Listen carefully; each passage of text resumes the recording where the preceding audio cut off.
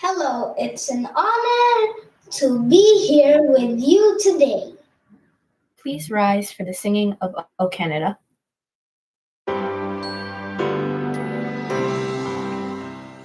Oh, Canada, our own red native land, true patriot in all of us command. With glowing hearts we see the rest, the true north strong and free. Alolan goyan chong all Canada, stand on guard for thee. Lord, keep our land glorious and free. All Canada, we stand on guard for thee. Oh, Canada, we stand on guard for thee.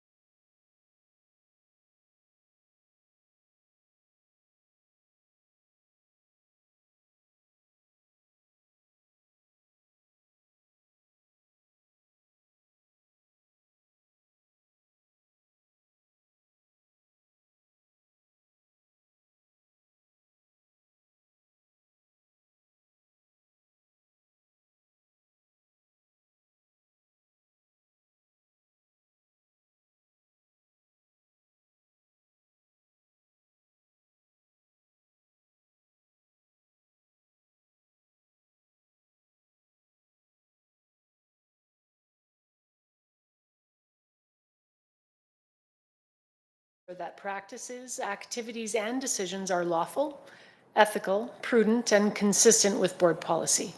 The evidence presented today indicates compliance with 7 of 9 indicators.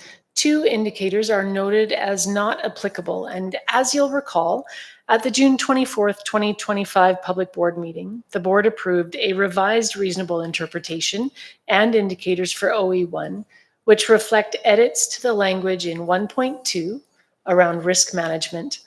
Administration proposed 3 new indicators for 1.2, and 2 of these 3 new indicators, specifically 1.2.1 and 1.2.2, will require time during the 2025-2026 school year for administration to appropriately gather evidence. These 2 new indicators will be reported on when this report comes to the board during the 2026-2027 school year. However, evidence was available to report on the third of the 3 new indicators, indicator 1.2.3, in this report.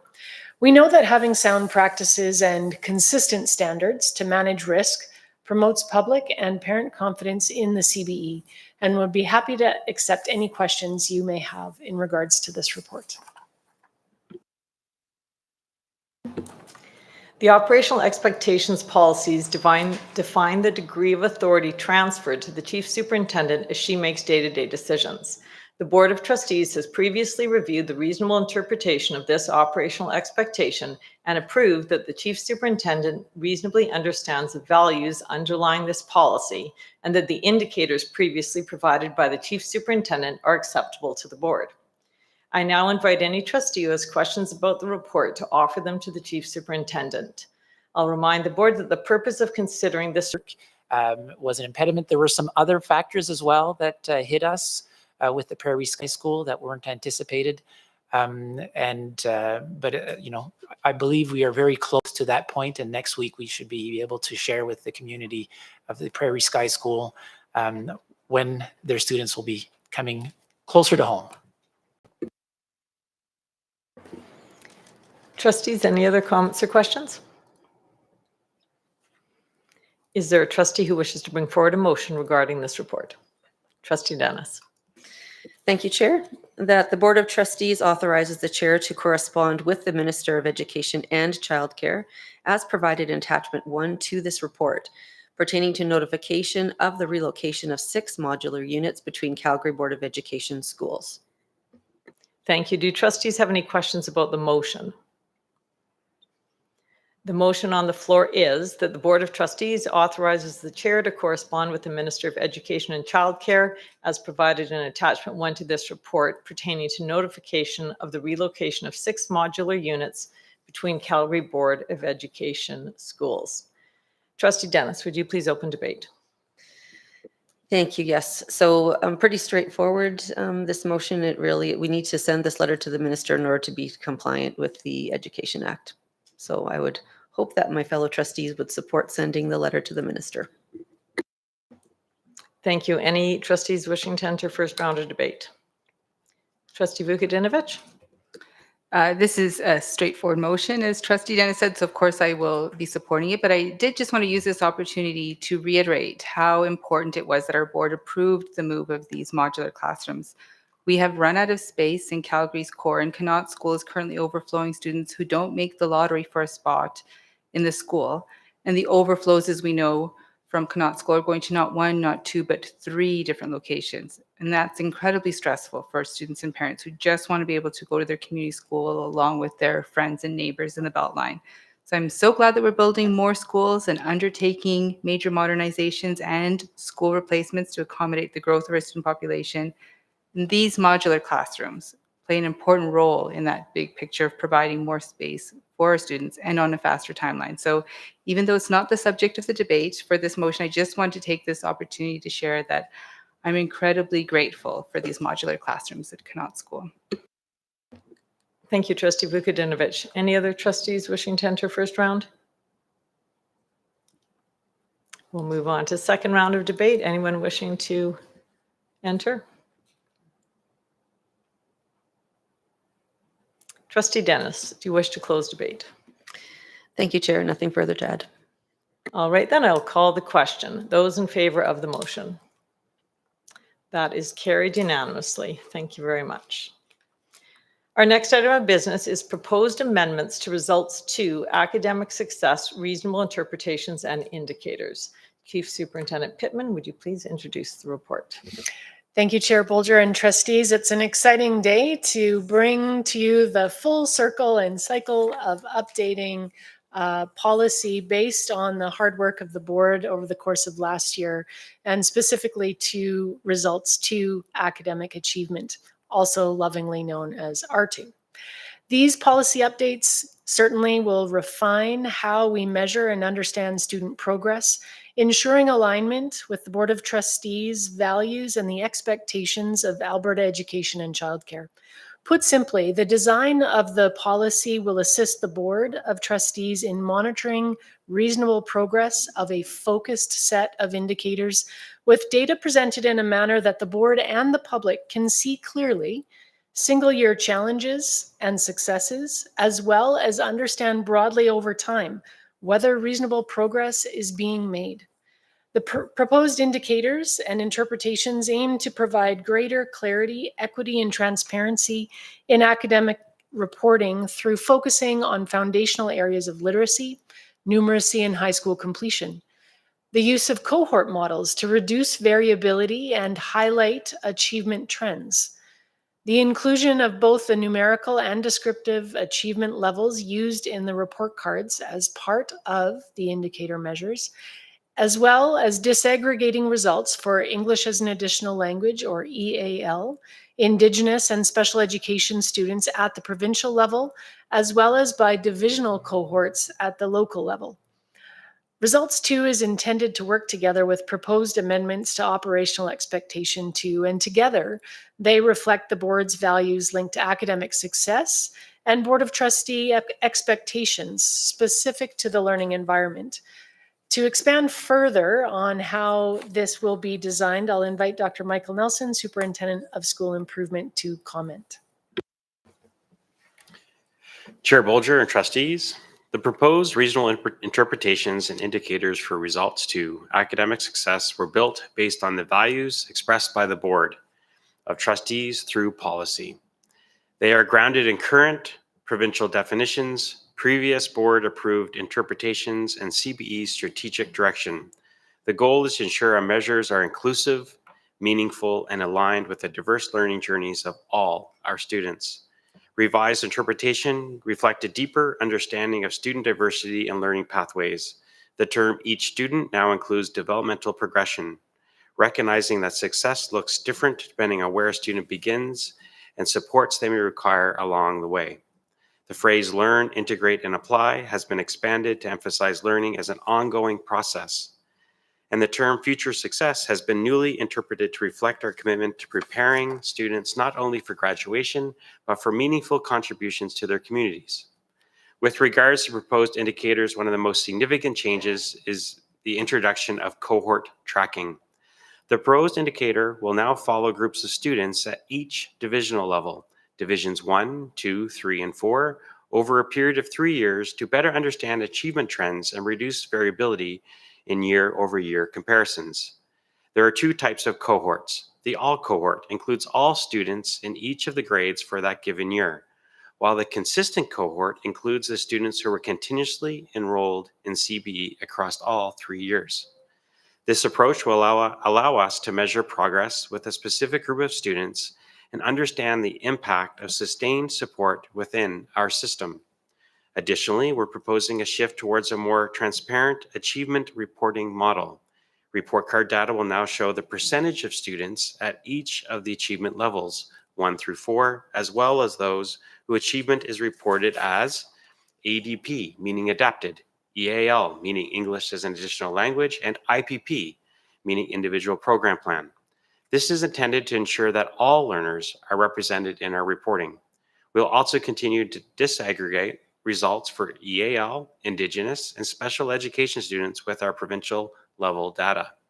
This supports the board's priority related to equity and helps us identify where additional supports may be needed. There are a few new indicators proposed, as well as including data from the early years literacy and numeracy screening assessments, EAL benchmark progress, and student perception surveys related to literacy and numeracy. It is our intention that these sources will help provide a more complete picture of student learning and engagement.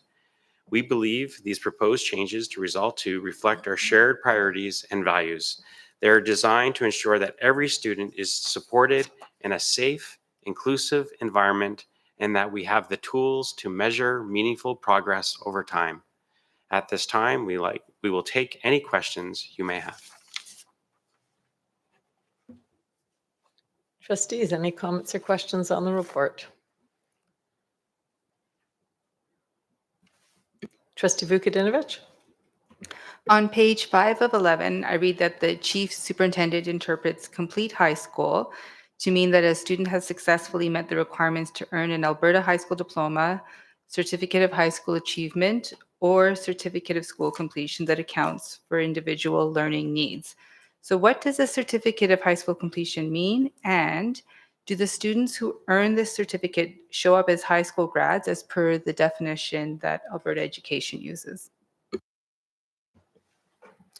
Through the chair, a certificate of school completion is intended for students with significant cognitive disabilities who are unable to earn a standard high school diploma or certificate. In CBE, they're typically awarded to students in specialized educational programs such as our adaptive learning program or possibly PACE learning program. Eligible students are nominated by the principal or assistant principal of the school. While Alberta Education and Childcare lists this as a high school completion option for some students, it is not one of the pathways that is included in the annual 3 and 5-year high school completion data for CBE. Just to provide a little bit more of a background, eligibility for this certificate of completion requires that a student has followed an individualized education plan, we know as an IPP, and is at least 17 years old by March 1 of the nomination year and is in their final year of school programming. Trustee Vukadinovich? I'm just testing to see if I understand that. So even though these students have gone through and potentially, K to 12 and they've diligently attended classes and they have the certificate of high school completion, but when we're looking at high school completion rates, these students do not show up as it appears like they might have dropped out, for example, when that may not be the case. I just want to clarify if I understood correctly. Through the chair. So these students would not be included in that 3 to 5 year. So if there was 100 students that we're looking in and there were 2 students that were that received a certificate of school completion, our results would show 98 of the 100, because what is counted in that 3 to 5 is the diploma or the certificate of high school completion. Excuse me, the certificate of high school achievement. And you asked me around the completion. Through the chair, if I might add, I think one of the critical reasons why, and I would congratulate the board in communicating so clearly the values of reflecting the reasonable progress of all students across all pathways. Given the nature of that work that you did through policy, administration then previously has not reported around those numbers or those particular pathways. This will reflect a more holistic view of the totality of students we serve and the nature and quality of programming that is offered, and the expertise of our staff and partnerships with families as well, in ensuring that that certificate of completion is attained and done so in a way that is aligned to the board values. Any other comments or questions on the report? Is there a trustee who wishes to bring forward a motion regarding this report? Thank you, Trustee Hack. Move that the Board of Trustees approves the reasonable interpretations and indicators for results 2 academic success as provided in attachment 1 to this report. Thank you. Do trustees have any questions about the motion? The motion on the floor is that the Board of Trustees approves the reasonable interpretations and indicators for results 2 academic success as provided in attachment 1 to this report. Trustee Hack, would you please open debate? As was alluded to at the beginning of the opening remarks, over the last year, the board has spent a lot of time focused on our main goal, which is results of students. The R2 policy that was passed on June 24th, 2025 with a second reading was the work of the board coming to consensus on what we want to see in relation to all students being literate, numerate, and completing high school. We know that our students are successful, and we do extremely well in these areas because our students do graduate. They can read, write, and communicate. They have the ability to do math that prepares them for post-secondary or work or any future learning. I'm extremely proud of the work that students, parents and guardians who support them, and all the staff that takes to educate someone who may not be able to recognize the alphabet or count to 10 when they start with us, wee little, and then being able to and see how far they've come in 12 to 13, K to 12 years as they plan for futures in either post-secondary, things like social work, welding, law, engineering, cabinet making, the arts in all of its forms, or directly into the workforce, as they have the skills that employers are looking for. I think administration has done a great job interpreting our high-level policy and providing relevant student-focused indicators that give data to assist the board in being able to fulfill our legislative roles. Administration has done a phenomenal job in narrowing the focus to help track cohorts of students as they progress through the CBE. We're going to be able to see data on grade specifics, which would include students who have recently joined CBE and those who have been consistently with us. These indicators are what I'm really excited to see, and the data, the analysis of it in the coming years. But with that, I'm inclined to vote in favor of this motion and look forward to hearing from my fellow trustees on this. Thank you, Trustee Hack. Any trustees wishing to enter first round? Trustee Dennis? Thank you, Chair. I'm so very happy to support this motion, and certainly with gratitude for the excellent work that's been done. Thank you so much. This focuses on those things that are integral to student success. So we're looking at all the right things. The data that will be presented in reports to the Board of Trustees in relation to this policy will provide tremendous evidence of success, not only to the Board of Trustees in determining reasonable progress, but also greater transparency to our public so that they can continue to have confidence in the organization and the excellent work that we are doing for Calgary students. I'm especially excited, I guess, about the consistent cohort. And so I would say probably the last number of years in my journey in trusteeship, I've often thought if we could follow a group of students, it would tell us a lot about the services and supports that we offer and the impact of those services and supports. When I think about sort of a bigger picture and think about even our program evaluation framework, and I think of that framework and the power of that, also coupled with now this looking at a consistent cohort of students and really taking, we have a front seat as trustees, right? We'll have now a front seat look at how those services and supports are supporting our students and their success. So really excited about these changes, and certainly with a heart of gratitude for the excellent work to get us here. Trustee Vukadinovich? I too intend to vote in favor, and I just wanted to comment that the addition of indicators that redefine what it means to successfully complete high school are vital to recognizing the achievements of our hardworking students and the families who support them. And I also wanted to comment that, like Trustee Dennis, I think it's brilliant that administration is proposing the addition of indicators that track the difference between the all students cohorts versus the consistent students cohorts. I'm impressed we have this data and very excited that we'll be analyzing it, and I'm looking forward to hearing the reports back on these indicators in the coming years. It'll be a rich source of information that will help with continuous improvement and help maintain the CBE status as one of the strongest education systems, not just in Alberta, but in the world. Trustee Close? It's always dangerous when I wing it, but I do want to add my thanks to my colleagues for a great conversation around policy and bringing us to a place of really good refinement. And I also want to extend my appreciation to administration for sitting, listening to us delve through this policy world. It wasn't easy for any of us, but to come to a point where you're reading the reasonable interpretation and indicators and you realize, oh my goodness, this is transformative. So just briefly, some of the notes that I wrote on the report were, it's just allows us to be more refined and focused. And not only is it aligned with government and best practices and evidence, I think it's really going to allow future boards to have a really good conversation on trends. What grabs my heart is the expectation of excellence for all students, and boards will be talking about all students.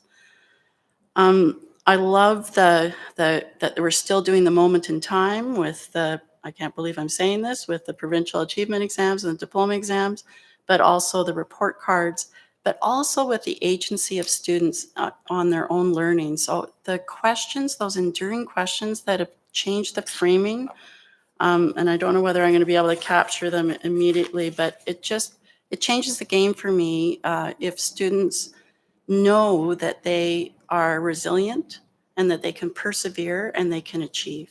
And I think that's what those questions do for people. It also means a lot to me that post-secondary isn't the only definition of future success. Obviously, trades do require post-secondary requirements, but it's really focusing on that value of trades is equal to the value of the amazing students that take philosophy degrees and become lawyers. It's the same. It's the heart and the head and the hands that achieve success. And I think it changes, hopefully I haven't said this already, I think it changes our oversight as a board to be meaningfully transparent and accountable.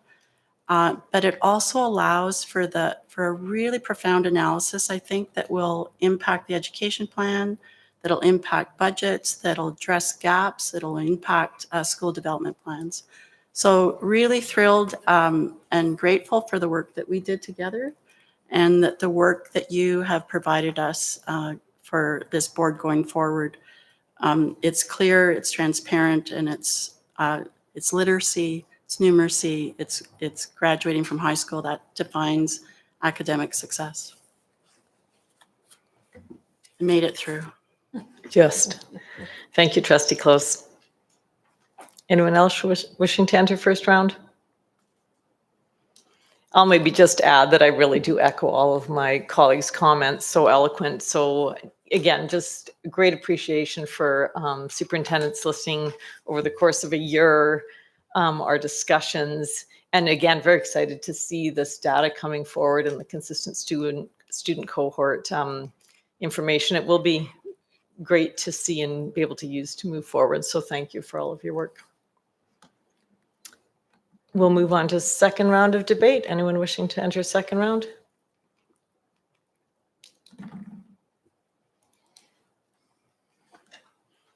Okay, Trustee Hack, do you wish to close debate?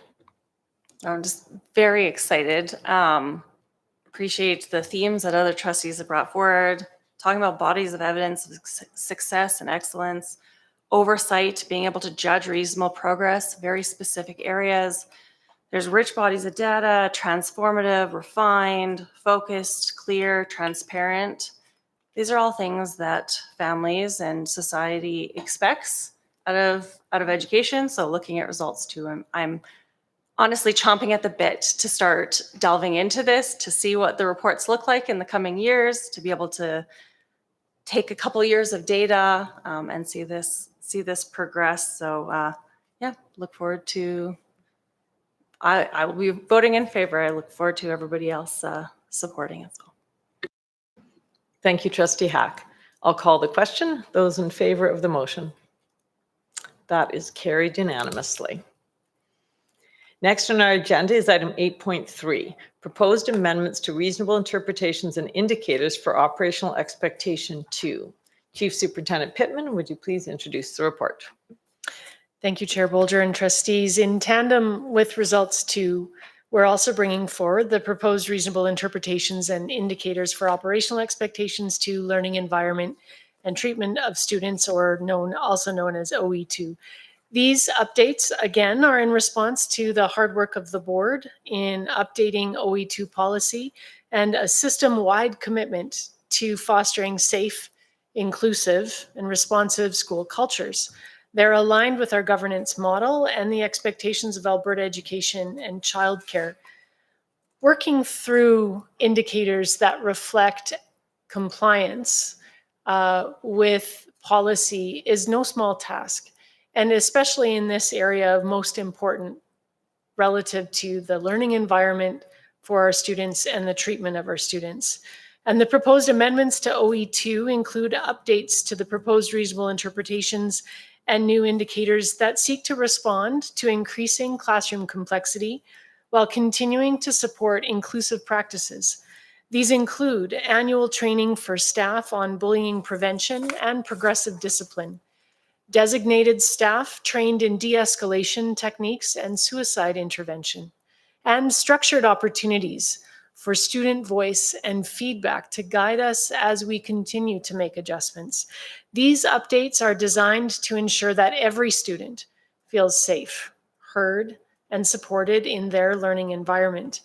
To provide further detail on the proposed changes, I'll turn to Dr. Jennifer Turner, Superintendent of School Improvement. Thank you, Chair Bolger. Trustees, as Chief Superintendent Pittman shared, the proposed reasonable interpretations and indicators for OE2 are intended to reflect a comprehensive and inclusive approach to setting the conditions that are welcoming, caring, safe, respectful, and conducive to effective learning and well-being for each student. Beginning with the reasonable interpretations, we believe each will offer clarity and depth across all 5 sections of the policy. The terms welcoming, caring, safe, and respectful are now defined both individually and as a whole to ensure a shared understanding across the system. This language is consistent with Alberta Education and Childcare and is supported by Administrative Regulation 6031, welcoming, caring, respectful, and safe learning environments and working environments.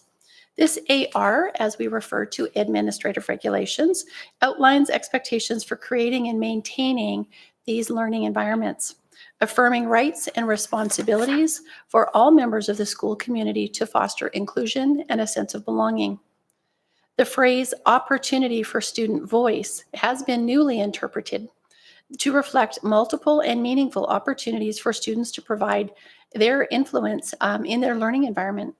And in addition, the phrase respond appropriately and the phrase behavior inconsistent with the student code of conduct is now interpreted to reflect a fair and consistent approach to include interventions, support, and clearly communicated consequences. And this language aligns in addition to 2 other administrative regulations, Administrative Regulation 6005, Student Code of Conduct, which defines acceptable and unacceptable behaviors and sets the expectation for respectful conduct in a learning and working environment. Administrative Regulation 6006 is progressive student discipline, and this focuses on providing a framework for responding to student behavior through a continuum of interventions, supports, and emphasizing the promotion of positive behavior. Moving from interpretations to indicators, the proposed indicators for OE2 are intended to demonstrate and provide assurance of a clear and practical approach that will set the conditions that support learning and well-being in classrooms. In the area of safety, schools will continue to comply with emergency practices and procedures that are outlined in our Administrative Regulation 3021. And CBE will maintain a third-party audited occupational health and safety certificate of recognition as it aligns to areas of safety. To uphold safe and supportive learning environments, staff will receive annual training on bullying prevention, and each school will designate a staff member who will be trained in suicide prevention to support student well-being and timely access to specialized supports and services. Administrative regulations will continue to be reviewed annually with students, staff, and families to reinforce our shared expectation. Student voice in this set of interpretations will be strengthened through structured opportunities for students to identify, discuss, and prioritize issues impacting their experiencing of welcoming, supportive, and respectful learning environments through the Chief Superintendent's Advisory Council. Further, equity will guide how resources are allocated, supported by annual reviews of our equity factor and ensuring that our funding decisions reflect the current needs and the demographics of our school community. And finally, our approach to student behavior will be transparent, consistent, and restorative. The Student Code of Conduct will be reviewed and shared annually, and staff will receive training on progressive discipline. Each school will have a staff member trained in de-escalation techniques. And these practices are also grounded in Administrative Regulation 6006 and will support an environment that is respectful and supportive. The proposed changes to OE2 interpretation and indicators clearly outline our responsibilities of providing a safe, inclusive, and responsive learning environment. They reflect our values and priorities, and they provide clear measures to ensure compliance and accountability. And at this time, we welcome your questions. Thank you. Thank you, Superintendent Turner. Any comments or questions on the report? Trustee Dennis? Thank you, Chair. I just have a couple of questions on the proposed indicators under 2.2. So the first one, annual training focused on bullying awareness and prevention. So appreciate that this indicator is there. Certainly we know that if a child finds himself in a position where they're feeling bullied, that will impact how they feel safe and welcome at school, and certainly impact their academic success potentially. So just wondering if you can share a little bit more about what this training will look like. Is this a new approach, something that we've been doing for a while? How does it reflect best practices in this approach? Through the chair, thank you. This is, we have had online bullying and bullying awareness training since 2021 in the Calgary Board of Education. At this time, this is a system-wide model of professional learning and practice. With the proposed amendments, we would be looking at reviewing and updating this material to ensure that the training materials are aligned with the recommendations within the proposed OE2, and to ensure that it's updated with any current literature information or a direction that would provide additional best practice. In terms of the current training module, this training includes specific instruction and practices that support a safe and caring environment, that includes specific training on creating common and shared language, prevention strategies, intervention strategies, reporting practices and requirements of all staff and students, and how you might be able to access resources. From a best practices perspective, the health and safety is achieved by exercising due diligence among staff by providing training that helps and provides some controls to ensure that we're addressing the hazard of bullying. Thank you.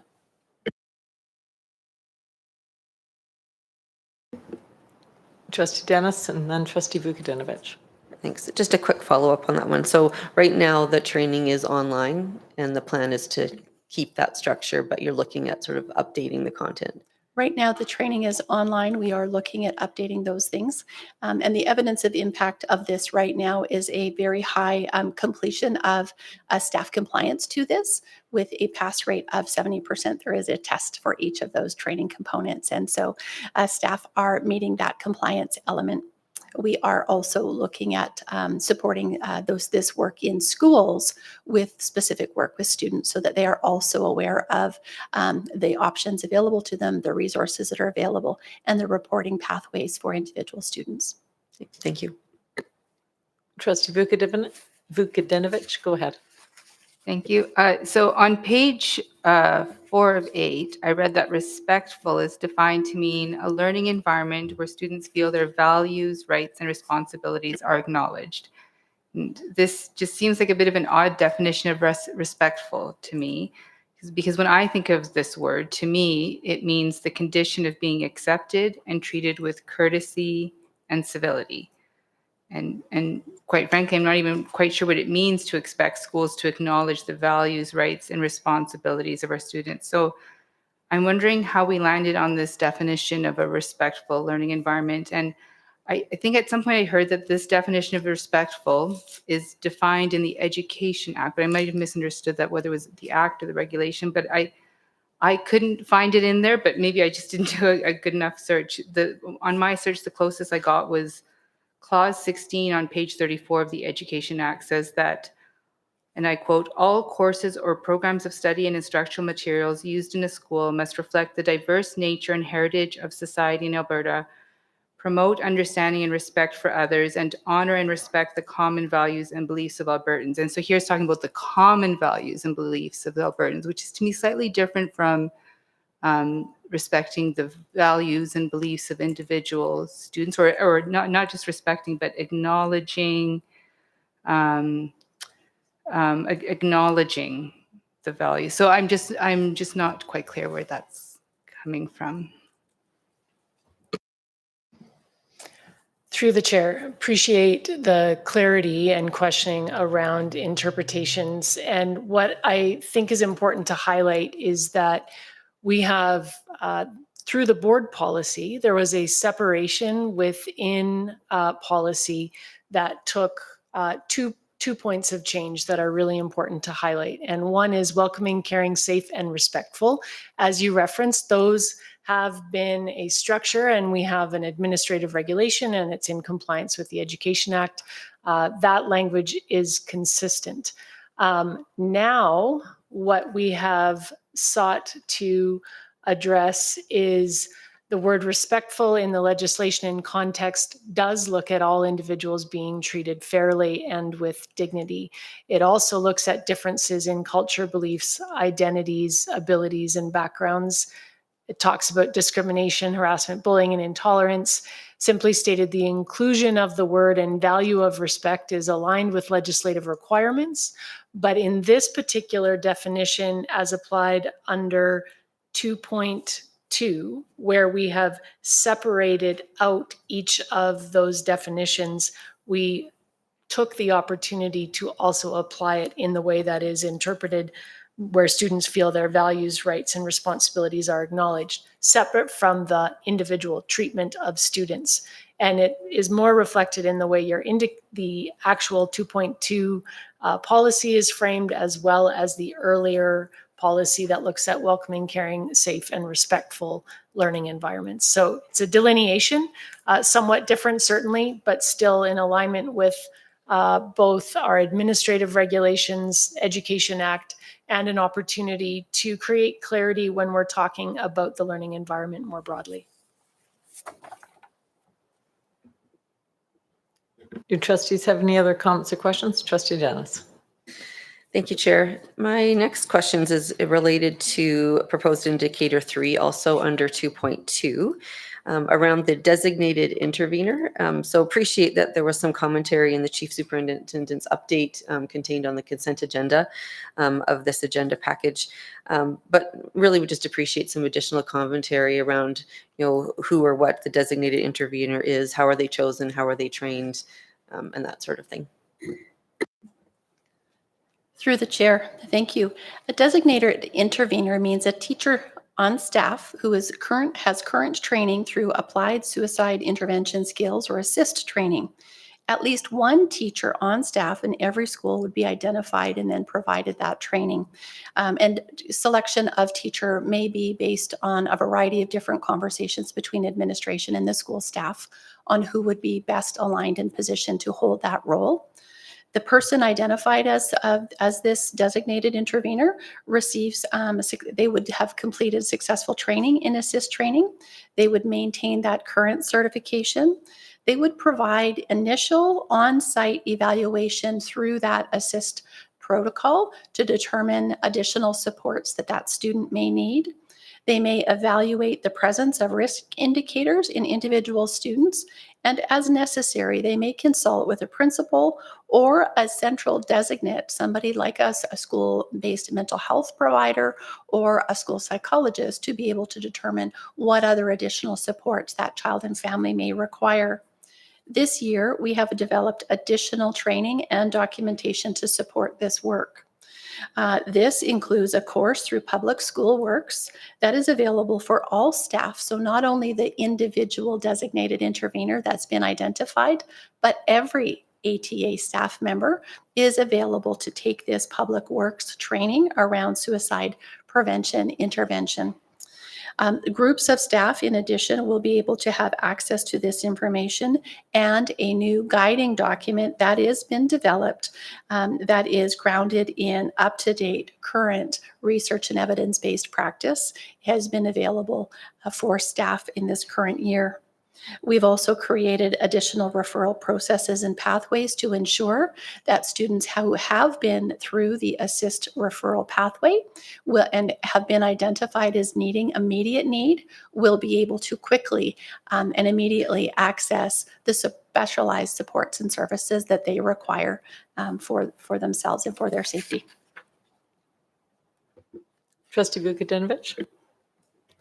On page 4 of 8, I see that the proposal is to stick with the existing indicator that principals confirm that each volunteer has security clearance prior to beginning their volunteer service. And said it before, so I'll say it again, that I don't understand why we expect volunteers to go to the Calgary Police Station and do a security clearance in order to do every type of volunteer work for our schools. Like, I don't understand why we expect this for somebody doing a casino shift for the Parent Fundraising Society, for example, when they're not even in contact with the kids, or why we would expect this for somebody who's volunteering as the secretary for parent council when, again, they're not even in contact with kids, or for signing up for shifts at the back to school or end of school picnic when it's held after school and all the children are being supervised by their own parents and guardians, or if they sign up to sell fundraising raffle tickets as families trickle into a winter concert. In all these examples, I'm just not clear why we're adding that additional hurdle for when it's already hard to find volunteers. And I wonder, why can't we have an indicator that asks for a security clearance only for those volunteers who are volunteering directly with kids inside the school or outside the school on field trips? Or in other words, requiring a security clearance only for those who are volunteering directly with children when those children are under the direct supervision of CBE schools. Through the chair, in OE1, we discussed risk. And risk is an important component that the board holds us in compliance to, and one that administration takes very seriously. And then there's also the question of implementation of risk and what risk mitigation strategies may be valid and or meaningful, recognizing that it's only part of a whole, acknowledged.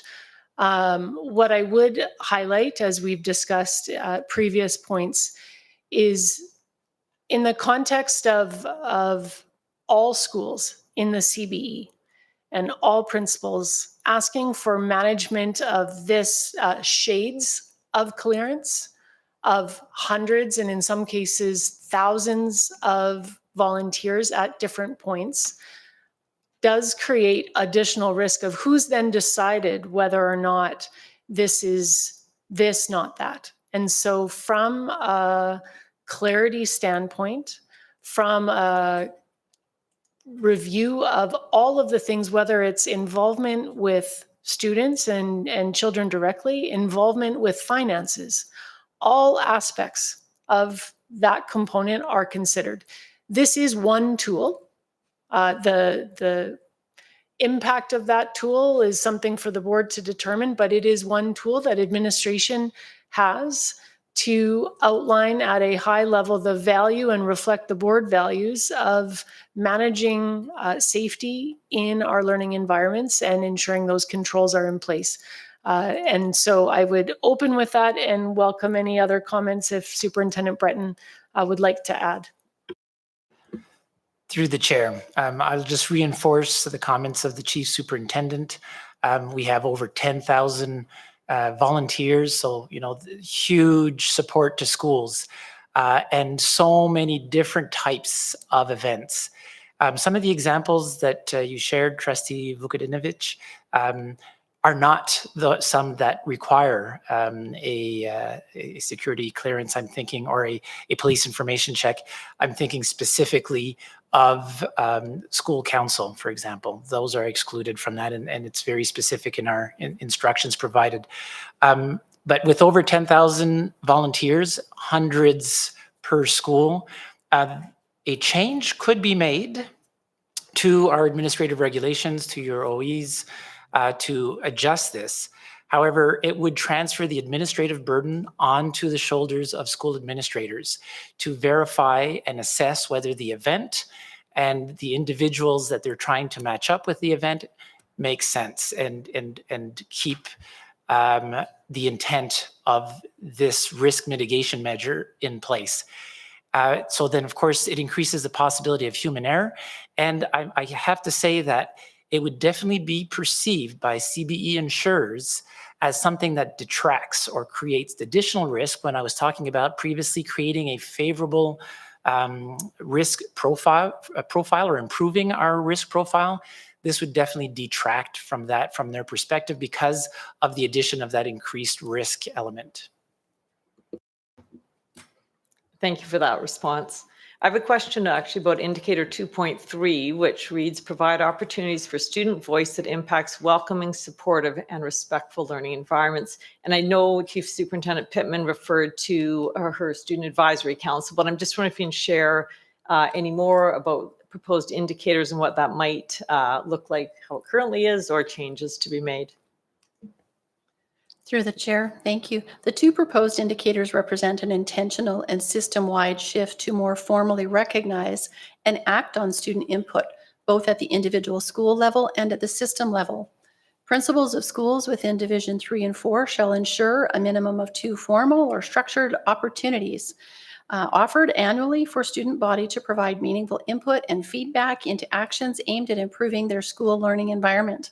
This is in addition to the 2 CBE student perception surveys that are administered annually within our schools. This new indicator builds on informal practices that already exist in our schools. As such, though each student and principal activity or event, school councils are examples, these are all things that are currently involved in our schools. This proposed indicator takes a step further, ensuring consistency across all CBE schools by requiring annually at least 2 structured and action-oriented opportunities where students can influence decisions related to school climate, culture, and belonging. What makes this different from the past few years is the consistency and accountability embedded within this indicator. Every applicable school, not only to provide these experiences, but ensure that the student feedback that they hear and receive directly informs planning and improvement efforts at the school. Principals will have flexibility on how these opportunities are designed to reflect their local school context, but the expectation in this indicator is formalizing this structure and a focus on the impact of that feedback to the school climate and culture. And I'll turn things over to the chief to speak to the second indicator. Thank you, Superintendent Turner. Through the chair, I would also highlight that previous indicators that were linked to this policy direction really focused on clubs at a high level, and it never fully captured the incredible work that's happening across schools, but also, just further to Superintendent Turner's comments, formalize and really allow alignment between what also informs school development plans, the implementation and communication of the Student Code of Conduct and progressive discipline. It opens up those opportunities. And what I would offer is, having now had a full year of the Chief Superintendent Student Advisory Council and been able to engage with students, that we've seen an opportunity, and I've heard direct feedback from students who've been participating, that we're going to look at a more structured way of their feedback and their identification.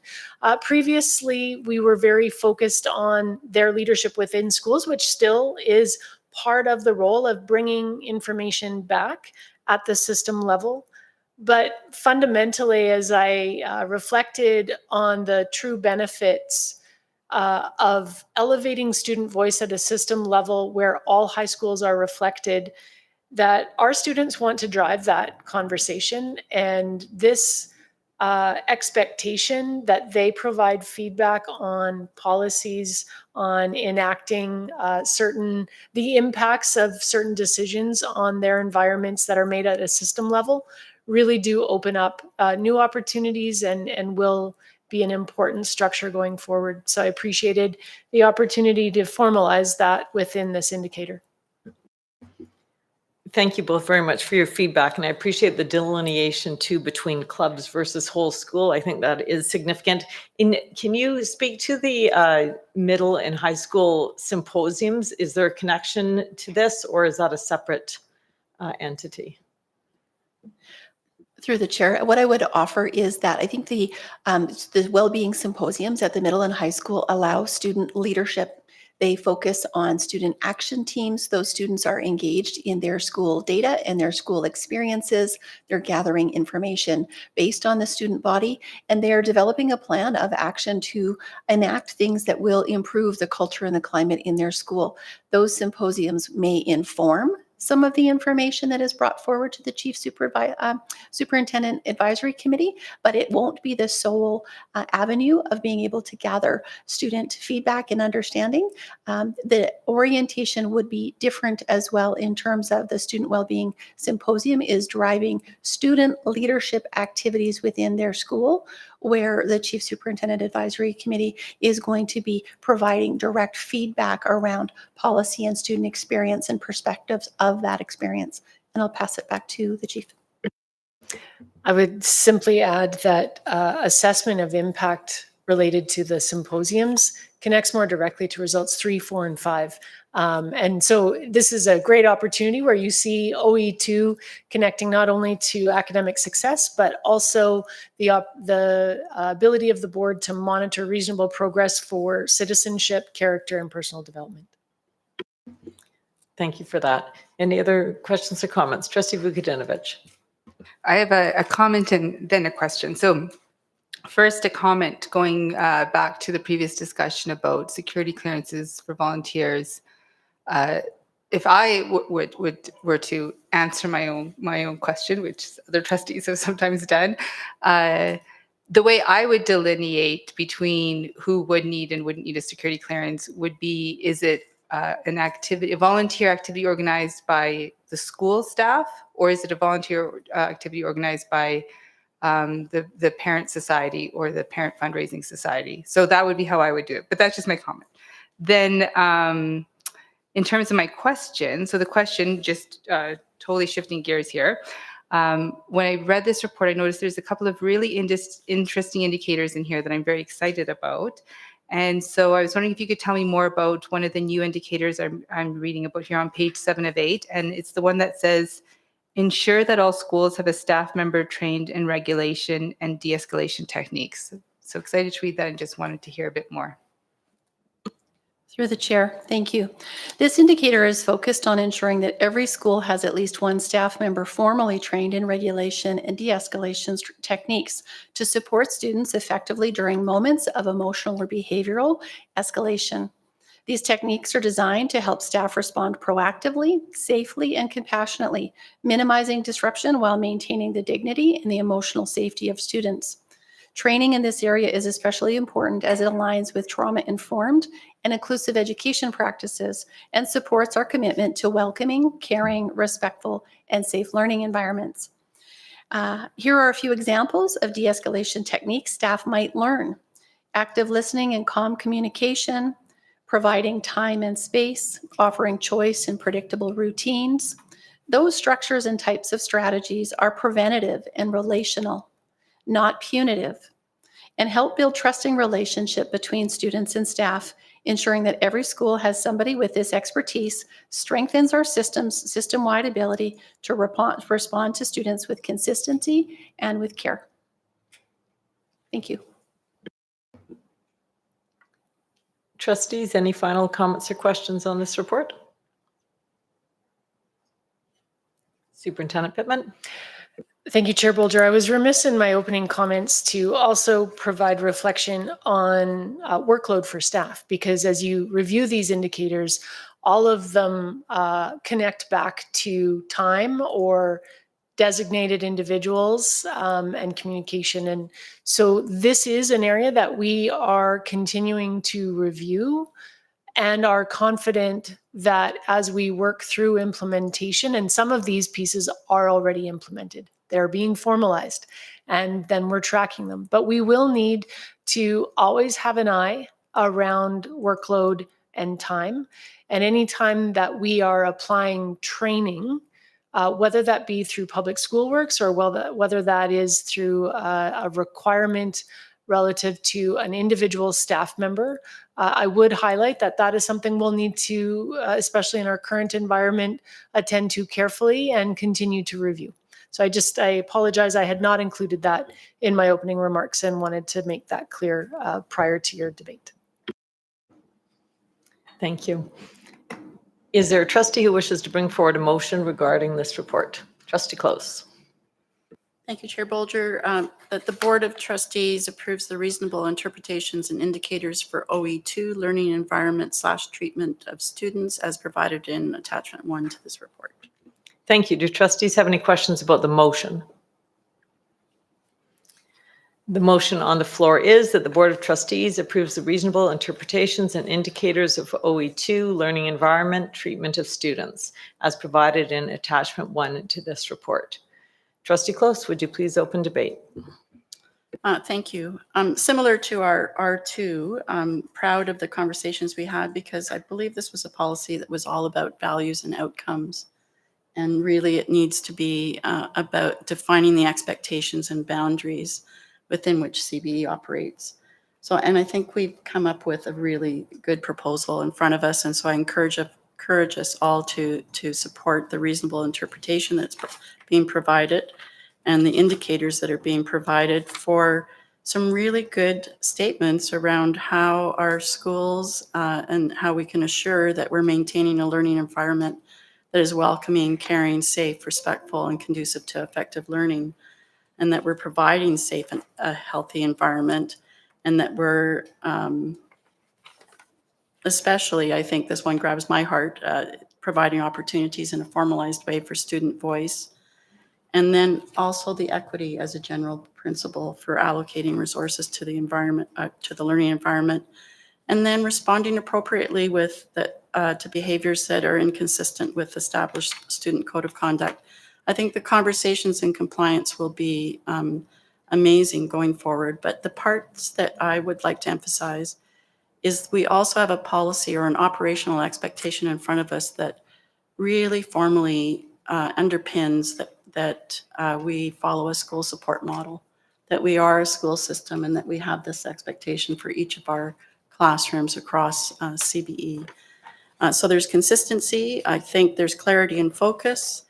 There's assurance. And I think this provides us with an important, like the reasonable interpretation that we see in front of us and the indicators provides an important reflection of our values, but also provides us the opportunity to have good conversations in the future around what compliance looks like and what is happening in our schools. So I encourage everyone to support what we have, good work in front of us that we've done, as well as administration. Thank you. Trustee Dennis. Thank you, Chair. So first of all, ditto to everything Vice Chair Close just said. I've got just a few comments to add. First of all, just really thankful for the thoughtful consideration that was given to the creation of these amendments to the interpretations and indicators. Creating an environment like this comes with extreme intentionality. And I see nothing but intentionality throughout this entire policy. There are a number of items that I really like that I'll highlight really quickly. Really appreciate the clear definitions of welcoming, supportive, caring, and respectful. Those really do set a standard and set a high expectation around the environment that CBE is looking to create and maintain for the benefit of all students. Also really appreciate the answers to my questions around the proposed indicators 2 and 3 and the important work that our staff will continue to take on and as the work develops around trying to create environments in our schools that are free of bullying. And also the designated intervener. I just can see the impact that will have on individual students and really our entire population of students. Appreciate the changes away from clubs being a focus of an indicator. Really was a disservice, honestly, to the organization. There's so much more that's going on, and it was sort of hyper-focused on one area. The expansion of that is incredible, frankly, and that student voice is going to be reflected so much better. And I've got a minute left on my favorite one, if I can have a favorite one, 2.4. Sorry, I won't run out of time. I love that equity is a guiding principle. It is a reflection that we meet every single student that comes in through our doors, exactly where we're at. And we believe in them, that they're going to be successful in life and in continued learning and work. So I appreciate that one the most because we are truly public education, and we are here for every student.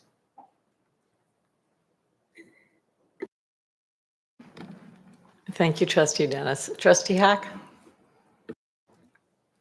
I love that we're talking about R2, interpretations and indicators, which we just passed, and then really talking about the supports and I know we're going to see learning environment a lot in here, but the learning environment that sets those students up for success. So we see what we want to achieve. We talk about what we want to achieve through results policy, and then we talk about how are we going to get there. This is extremely focused on how we're going to do this, very specific yet broad, because we can do this in 251 schools, other settings. This is extremely, extremely important and relevant to be able to look at them both at the same time. How are we going to set them up for success? And then what we expect. So yes, very much looking forward to supporting this today. Any other trustees wishing to enter first round? Trustee Vukadinovich. I was debating in my mind about this one because there was still a few pieces in here that haven't landed with me, like the definition of respectful and the indicator around security clearances. But there are a couple of really interesting indicators in here that I'm really excited about. The one around the having a staff member trained in each school in regulation de-escalation techniques. Very excited about that. The 100% of school improvement staff completing annual training focused on bullying awareness and prevention, which I don't read as making our schools free of bullying, because children are young, they make mistakes, they're learning. So I like that there's a supportive model that takes that and helps staff members when they see a kid being bullied, figuring out how can we bring everyone along to create a welcoming and safe and inclusive environment for those kids. And the one around equity, of course, there's lots of good stuff here. So that I'm very excited about, and so I will be voting in favor of this motion. Thank you, Trustee Vukadinovich. Well, I'll just add that in reading these proposed amendments to the reasonable interpretations and indicators was certainly an exciting next step in the policy work that we started last year as a Board of Trustees. And I appreciated seeing a refinement of definitions and a combination of new, revised, and existing indicators so that it's balanced and allows for some continuation of data that we were previously looking at, as well as introductions of some new pieces. And in reading 2.2, if that could be my favorite, to maintain a welcoming, supportive, caring, and respectful learning environment, I was just struck how when I read that it really truly reflected what the CB is and what we strive for, and I was proud to be reading that. Anyone else for round one? We'll move on to round two then. Anyone wishing to enter round two? Trustee Dennis. Thanks. Just a really quick comment. I think when I read this, I really felt like the board was heard. The important conversations that we had, and they were hard conversations. But when I read that, I just really just felt like the board has been well heard, well understood, and the things that we think are important are well represented in this. So I am looking forward to supporting this, and it'll be exciting to see what the reports coming out of this will look like in the future. Thank you. Anyone else for final round? Trustee Close, do you wish to close debate? I will just echo my colleague, Trustee Dennis's remarks as a wonderful close. So thank you all, and thanks to all of our work that we've done here, and looking forward to supporting. Thank you. I'll call the question. Those in favor of the motion? That is carried unanimously.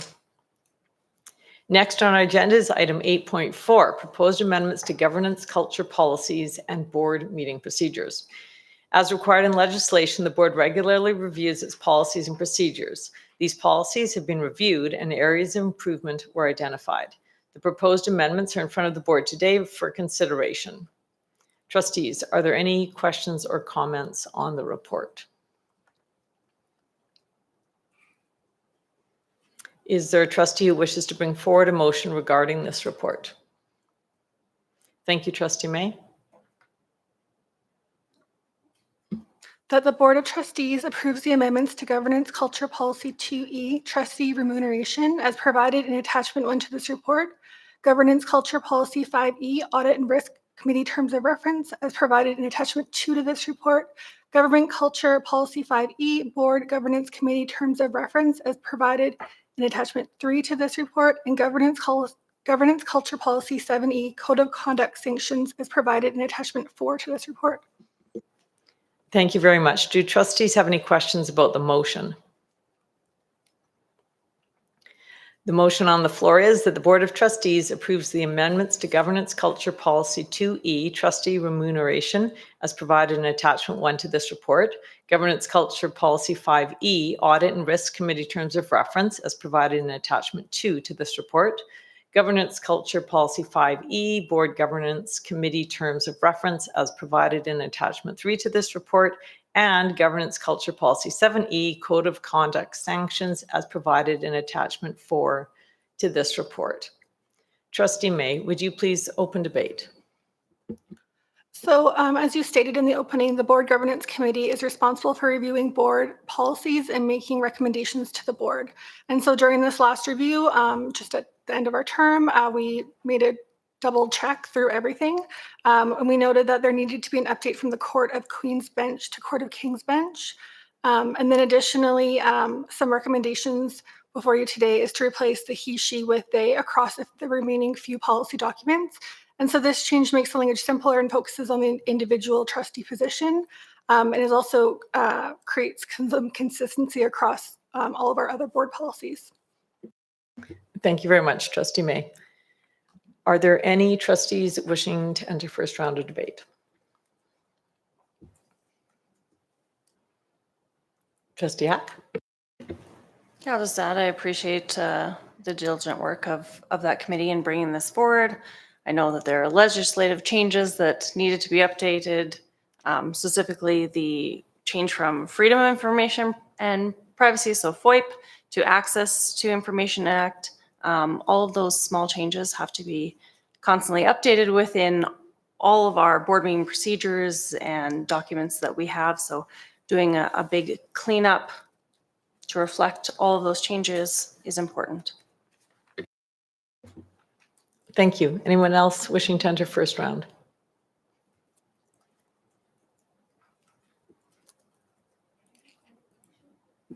Go ahead, Trustee May.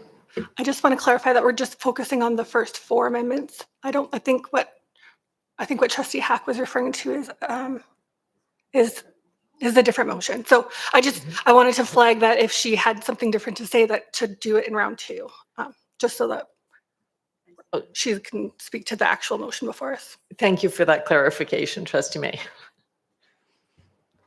All right, anyone else for first round here? Or we might have been on, well, moving on to second. Anyone wishing to enter second round of debate? Trustee May, do you wish to close? Thank you. And so I'm assuming the silence means that trustees are comfortable with it. And I do just want to address that, as we're all aware, ministerial mandates were issued this week. And so I do imagine that more work will have to be done to this. So this is just the baseline. And as new things come through, new directions come through daily, weekly, that the next Board of Trustees can have consistency across board policies and follow whatever direction the government currently has set forth. Thank you very much. I will call the question. Those in favor of the motion? That is carried unanimously. Are there any additional motions regarding this report? Trustee Vukadinovich. I would like to move that the Board of Trustees approves the amendments to Board Chief Superintendent Relationship 4E, Delegation of Authority to the Chief Superintendent, as provided in Attachment 5 to this report. Thank you. Do trustees have any questions about the motion? The motion on the floor is that the Board of Trustees approves the amendments to Board Chief Superintendent Relationship 4E, delegation of authority to the Chief Superintendent as provided in Attachment 5 to this report. Trustee Vukadinovich, would you please open debate? I don't have much to say on this motion because what you see before you is a straightforward, non-controversial cleanup of the wording in our delegation of authority policy to reflect changes in provincial legislation. This is why I don't really have any debate points other than I wish I had been as eloquent as Trustee Hack on this one. So I urge my colleagues to support it. Thank you. Anyone wishing to enter first round? Trustee Hack. Apologies. As scrolling through, we had 6 motions on here. It was divided up. This is the one I was talking about for cleanup. So very much looking forward to supporting this one as well. Very good. Thank you. Anyone else for first round of debate? Anyone for second round of debate? Trustee Vukadinovich, do you wish to close? I have nothing further to add. Thank you. I'll call the question then. Those in favor of the motion? That is carried unanimously. Are there any further motions regarding this report? Trustee Vukadinovich. I move that the Board of Trustees approves the amendments to the board meeting procedures as provided in Attachment 6 to this report. Thank you. Do trustees have any questions about the motion? The motion on the floor is that the Board of Trustees approves the amendments to the board meeting procedures as provided in Attachment 6 to this report. Trustee Vukadinovich, would you please open debate? Again, on this one, I don't have too much to say because what you see before you is, again, a straightforward, non-controversial cleanup of the wording in our board meeting procedures. What you'll notice as you go through is you'll see some minor adjustments to reflect changes in provincial legislation. You'll see we caught a small typo that mistakenly referred to a total of 8 trustees and some minor cleanup to ensure that this document is focused on board meeting procedures and not on items that are already covered in other board policies. So I don't really have too much more to add to that than that. It's a straightforward motion, so I urge my colleagues to support it. Thank you very much. Any trustees wishing to enter first round? Anyone for second round? Trustee Vukadinovich, do you wish to close? I have nothing further to add. Thank you very much. I'll call the question. Those in favor of the motion? That is carried unanimously. Our next item of business is board meeting minutes. This item is before the board for decision today instead of being on the consent agenda, as is our normal process, because Trustee May was absent from the June 10th and 24th, 2025 regular meetings, and I was absent from the June 24th, 2025 regular meeting. Pursuant to Section N12 of the board meeting procedures, any trustee who is absent from the Board of Trustees meeting is not entitled to vote on the adoption of the minutes arising from the meeting. As a result, Trustee May will abstain from voting on the approval of the June 10th and 24th regular meeting minutes, and I will abstain from voting on the approval of the June 24th regular meeting minutes. Is there a trustee who wishes to bring forward a motion regarding these minutes? Trustee Dennis. Thank you, Chair. First, that the Board of Trustees approves the minutes of the regular meeting held June 10, 2025 as submitted. Thank you. Do trustees have any questions about the motion? The motion on the floor is that the Board of Trustees approves the minutes of the regular meeting held June 10th, 2025. I will call the question. Those in favor of the motion? Trustee May. That is Trustee Vukadinovich, Trustee Dennis, Trustee Hack, Trustee Close, and Trustee Bolger, and Trustee May abstaining. That is carried. Is there a trustee who wishes to bring forward a motion regarding the June 24th minutes? Trustee Dennis? Thank you. That the Board of Trustees approves the minutes of the regular meeting held June 2020, that the Board of Trustees approves the minutes of the regular meeting held June 24, 2025 as submitted. Thank you. Do trustees have any questions about the motion? The motion on the floor is that the Board of Trustees approves the minutes of the regular meeting held June 24th, 2025. Pardon me? Okay, as submitted? You did. I did not. So as submitted, thank you. I will call the question. Those in favor of the motion. That is trustee Vukadinovich, trustee Dennis, trustee Hack, trustee Close, and abstaining is trustee May and trustee Bolger. That is carried. That brings us to the consent agenda of our meeting. All items not removed from the consent agenda will be deemed to be approved with the agenda. This concludes the public portion of today's agenda. The board has 1 legal, 3 labor, 4 land, and 8 strategic planning matters to deal with in private. I'd like to thank all of you who joined us for the meeting. Our next regular scheduled board meeting is Tuesday, October 14th, 2025.